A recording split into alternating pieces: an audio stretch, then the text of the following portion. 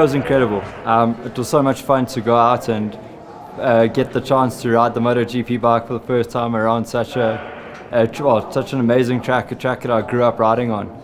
Super fun day. Thank you to everyone for organizing it. It was so cool to ride this bike here. You know, it's not quite the same as the one I'm using at the moment, but super close. Well, it's super close, but close enough.